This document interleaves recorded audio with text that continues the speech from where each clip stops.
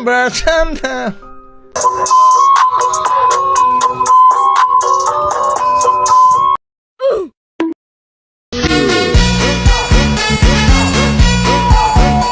Assalamualaikum warahmatullahi wabarakatuh. Perkenalkan, nama saya Widya Dewi Bunga Sabila. Saya dari kelas 2C.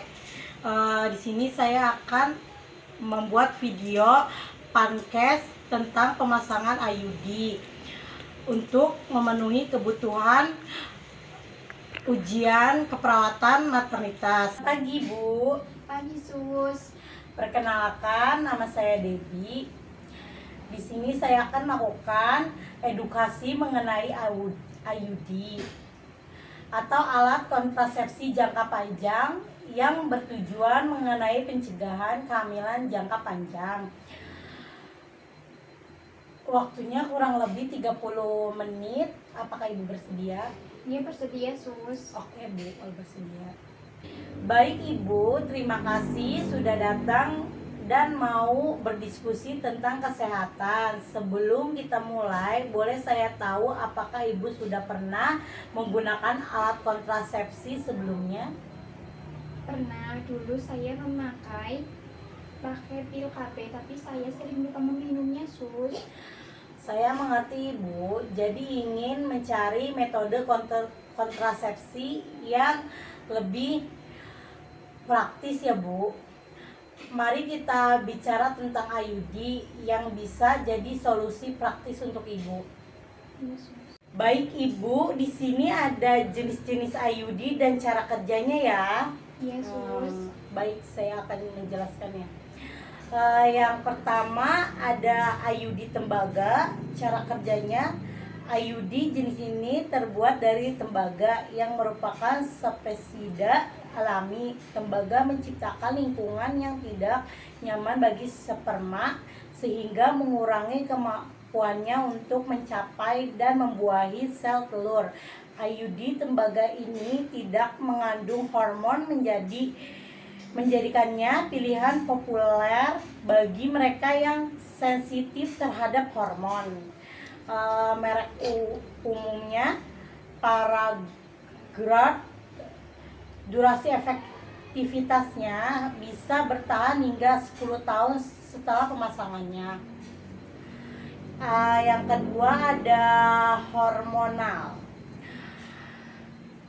Cara kerjanya mengandung hormon progestin yang bekerja dengan menebalkan lendir serviks agar sulit bagi sperma mencapai sel telur serta menipiskan dinding rahim untuk mencegah implantasi.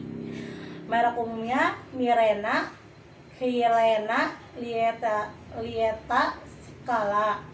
Durasi efektif bervariasi dari 3 hingga 7 tahun tergantung pada mereknya.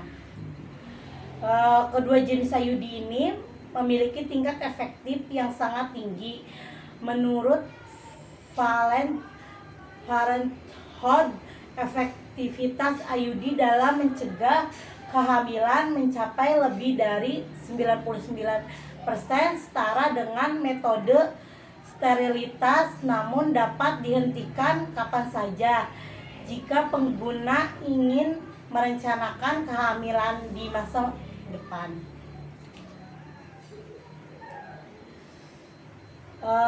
Di sini ada kelebihan menggunakan IUD. Iya Sus. Yang pertama, efektivitas jangka panjang. IUD adalah kontrasepsi yang memberikan perlindungan jangka panjang tanpa perlu mengingat jadwal pemakaian seperti pil atau suntikan KB. Yang kedua, mudah dan reversible.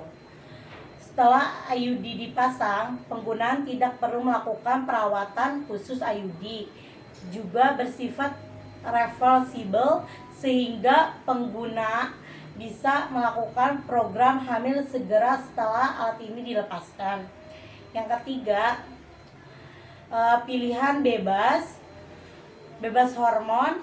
Bagi yang sensitif terhadap hormon, IUD tembaga adalah opsi yang bebas dari efek samping hormonal seperti perubahan suasana, hati, atau penambahan berat badan.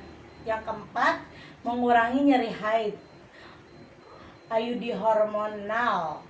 IUD hormonal terbukti dapat mengurangi intensitas nyeri haid dan membuat siklus menstruasi lebih ringan atau bahkan berhenti sepenuhnya. Yang dapat menjadi solusi bagi mereka yang mengalami menstruasi berlebihan atau menyakitkan. Di sini ada resiko dan efek samping IUD ya Bu. Baik sus. Seperti semua metode kontrasepsi, IUD juga memiliki resiko dan efek samping yang perlu dipertimbangkan meskipun jarang terjadi. Yang pertama ada kram, nyeri pada awal pemasangan. Beberapa penggunaan melaporkan kram atau nyeri punggul dalam beberapa hari setelah pemasangan. Rasa nyeri ini biasanya akan berkurang dengan sendirinya. Namun obat pereda nyeri dapat membantu jika dibutuhkan. Yang kedua, perubahan menstruasi. IUD hormonal dapat membuat menstruasi lebih ringan atau bahkan berhenti sepenuhnya. IUD tembaga mungkin menyebabkan menstruasi lebih berat dan kram yang lebih instan pada awal penggunaan. Di sini ada yang ketiga, resiko proporsi, sangat jarang tapi ya Bu.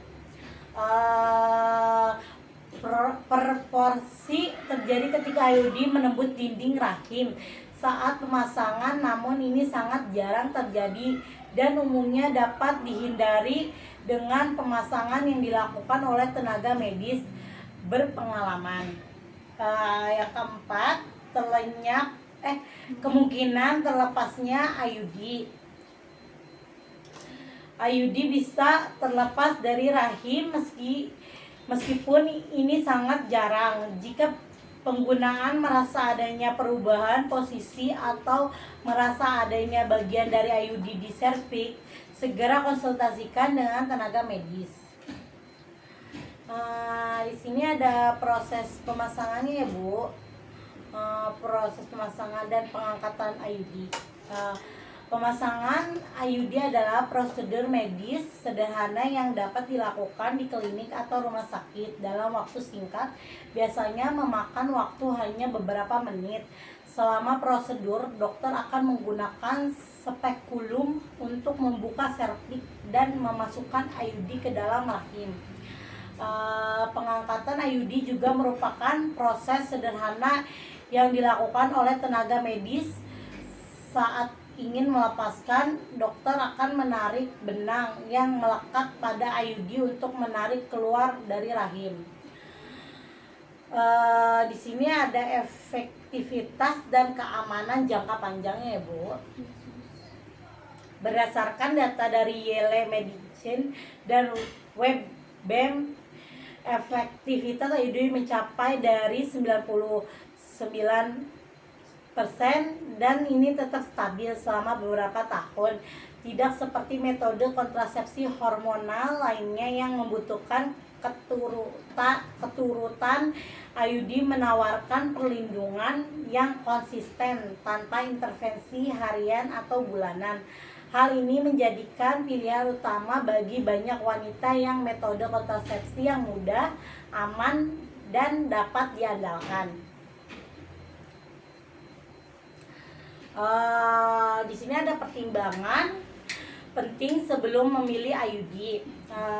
Memilih IUD sebagai metode kontrasepsi adalah keputusan besar yang memerlukan pertimbangan matang. Berikut beberapa poin penting yang perlu dipertimbangkan ya Bu. Baik, ini yang pertama, konsultasi dengan tenaga medis. Setiap individu memiliki kebutuhan dan reaksi tubuh yang berbeda terhadap metode kontrasepsi. Konsultasikan dengan dokter untuk mengetahui jenis IUD yang paling cocok sesuai dengan kesehatan dan gaya hidup. Yang kedua, riwayat medis dan kehamilan. Pastikan untuk memberi tahu dokter tentang riwayat medis, alergi atau kondisi kesehatan yang mungkin mempengaruhi efektivitas atau keamanan pengguna IUD. Di sini yang ketiga ada ketahanan terhadap hormon ya Bu. Jika Anda sensitif terhadap hormon atau memiliki riwayat efek samping hormonal yang disignifikan, IUD terhadap mungkin menjadi pilihan yang lebih baik. Oke, Ibu, baik. Ini saya sudah selesai melakukan penyeluruhan tentang IUD. Apakah Ibu mau bertanya? Baik Ibu, sepertinya saya sudah paham dan tidak ada yang ingin ditanyakan lagi. Oke, baik kalau gitu. Terima kasih Bu sudah berdiskusi dengan saya hari ini. Kalau Ibu masih ada pertanyaan, jangan ragu untuk datang kembali dan menghubungi kami. Kami siap membantu. Terima kasih Sus, saya akan diskusi dengan suami saya terlebih dahulu ya. Lalu nanti saya kabari kalau saya sudah siap dengan suster. Oke, baik sekali Ibu, diskusi dengan suami emang penting. Saya doakan Ibu dapat keputusan terbaik. Sampai jumpa Bu. Terima kasih juga ya Sus. Sampai jumpa. Terima kasih, mohon maaf bila ada salah kata dan kekurangan. Selebihnya mohon maaf. Assalamualaikum warahmatullahi wabarakatuh.